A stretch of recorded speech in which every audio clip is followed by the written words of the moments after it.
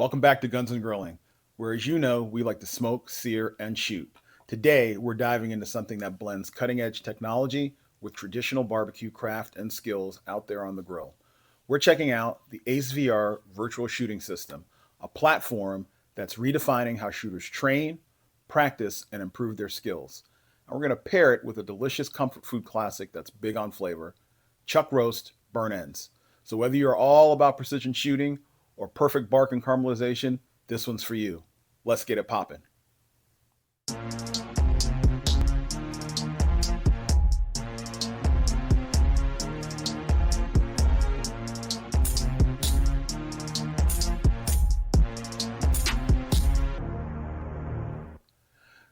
So Ace VR is a virtual shooting simulator built for the Meta Quest 2, Quest 3, and Quest 3S headsets. You get a realistic shooting experience complete with a dedicated handset that mimics the weight, trigger feel, and ergonomics of a real pistol. This one happens to be patterned after a Glock 17. That's the foundation: the headset, the handset, and the handshake between the virtual and physical worlds. So, what sets Ace VR apart? First, it's the immersion. You get fully immersed in this platform. This isn't just about pointing at dots or dry fire. You get realistic sight pictures, draw dynamics, transitions, recoil anticipation, all built into your mental model. You're not just seeing a target, you're in a live 3D scenario. Second, performance feedback, ongoing, right? So you get things like split times, shot grouping, transitions, accuracy metrics. It captures it all instantly. That feedback loop is what separates this from other forms of training, dry fire, etc. And it separates it into something that's really thoughtful and measurable over time so you can really track and see your progress. Third, the depth of content. Ace VR gives you over 100 stages and drills, everything from basic fundamentals to live action classifiers, USPA, steel challenges, and even mini games that help sharpen your reflexes. There's multiplayer options, leaderboards, regular updates. Ace really wants this to be not just a training tool, but a living and growing platform and a growing community. Because it's built for the Quest ecosystem, you can set it up pretty easily. You can set up the headset, the handset, all with the app and train anywhere you'd like, in a living room, office, basement. What's cool about it is you're doing that with no brass to pick up, no concussive noises from the person next to you shooting, and no range fees. The one downside is the lack of recoil when shooting in the simulation. So that means it's not a perfect substitute for live fire, but it's incredibly complementary. For the times that you can't hit the range, this lets you keep your timing, your draw, your transitions all sharp. I'll be honest with you, when I first started using Ace, I was skeptical. It's been right now about 5, almost 6 months, and after running several hundred reps through multiple platforms, practicing consistently and looking at the metrics over time, I've definitely seen how it forces you to correct your errors faster than doing slow dry fire alone, and definitely it's helped me become a better shooter because I shoot USPA matches, and I've definitely seen improvement there, especially when it comes to target acquisition as well as faster target transitions and just overall marksmanship. So let's take a quick peek at the Ace VR system. Stand by.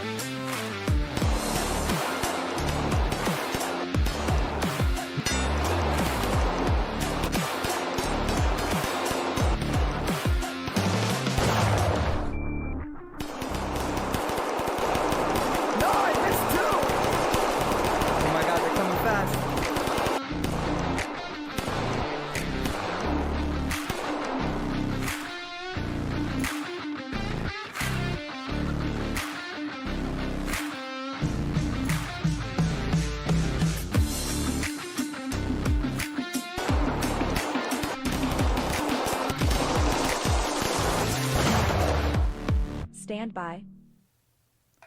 Now, as impressive as Ace VR is, it is not without a few trade-offs, especially when it comes to cost. The first thing you have to realize is that the startup costs for this system can add up pretty quickly. You'll need a MetaQuest headset if you don't have one already. I'd recommend the 3S.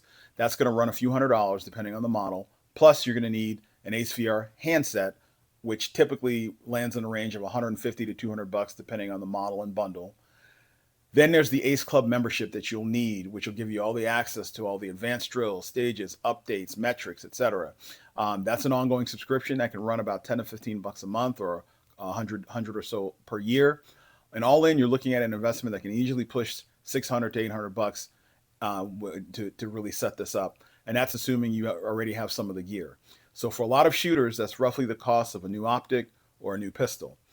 Now, while the virtual system is incredibly advanced, it still can't replicate the feel of recoil, the scent of gunpowder, or the way a real trigger breaks under live fire. You also won't get any of the sensory feedback that comes from recoil management, follow-up shots, or muzzle movement.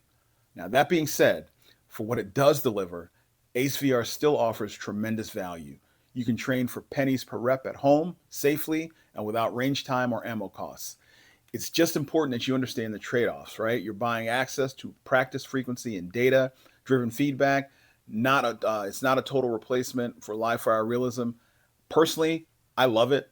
I highly recommend it. It's definitely helped me become a better shooter. And what I really love about it is a lot of the realism and how I incorporate it in my training sessions. You know, as an example, this pistol model is patterned after the Glock 17, which is one of the guns that I shoot in competition. If you can see here, I have a TLR light affixed to the bottom of it, and I've got some Talon grips on it so it can really feel like my Glock does. This is just a VR handset that's on here to help control it.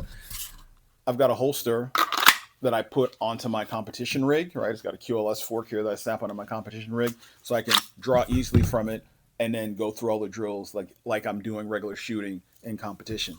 So the simulation, the ability to simulate what I'm doing in the real world, particularly in competition or on the range, can't be beat, right? So it's really, really a valuable tool, and I've really enjoyed using it, and I'm going to keep using it because they keep making it better and better and adding more and more things. So that's a good discussion on VR training. You know, check it out for yourself. You know, go do some research, take a look. Like I said, I'd highly recommend it. I think you'll find a lot of value in it.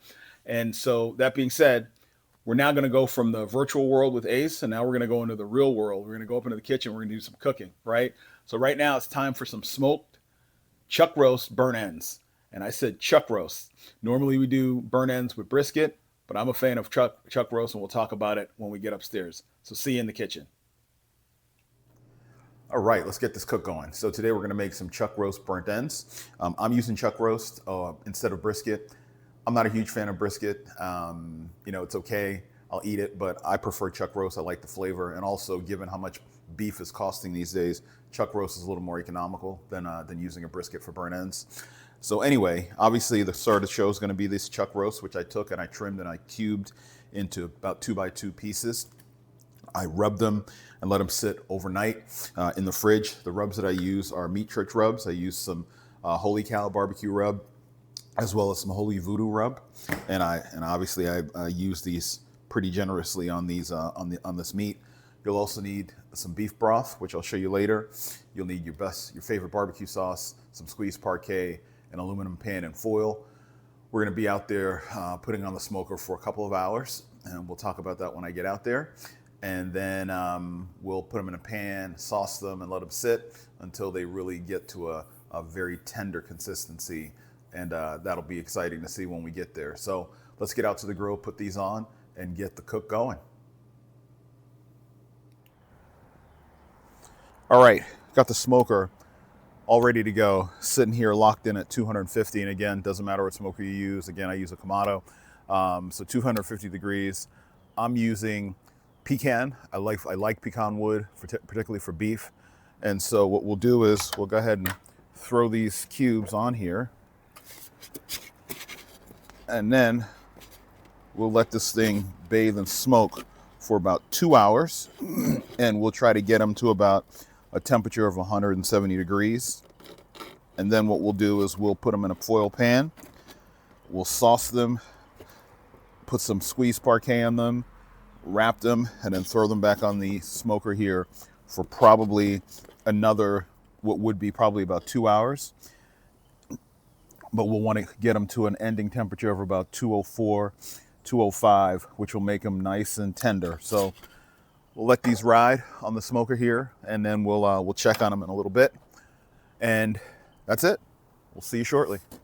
All right, let's check these out here. I temped them a little bit ago, and they're sitting at about 170, 175, which is perfect. They look perfectly brown and bronze, which is good. So what we're gonna do is we're gonna put these in this foil pan,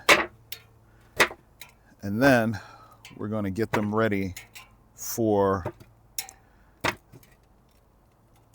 the barbecue sauce and the beef stock, and then we'll recover them and set them back on the grill here. All right, now what we'll do is we'll take some beef stock, put in about, I would say, maybe a cup of beef stock on the bottom of the pan just to cover the pan. Not too much. We're not trying to soak them in beef stock. And then what you want to do is you want to then take some parquet, squeeze parquet, and just squeeze it on here just to make it extra rich and yummy. Okay, that's about it. Not a lot. And then, of course, our barbecue sauce. Barbecue sauce we want to be generous with. And we'll let these caramelize and get tender here. And that's it for the barbecue sauce. And then we want to cover this in foil.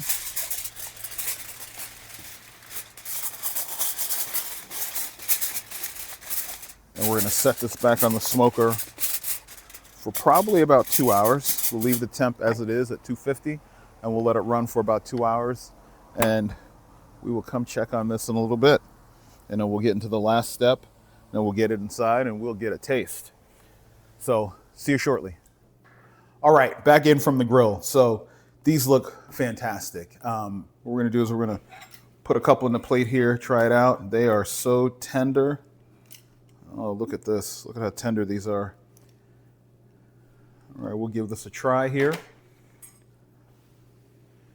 They're fork tender. Oh, man, hold on. Let's try this one out.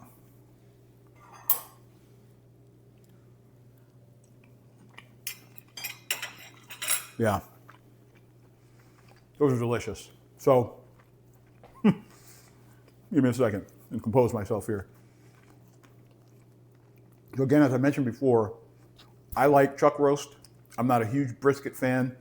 These burnt ends, the way I make them so they're a little sweet and a little savory.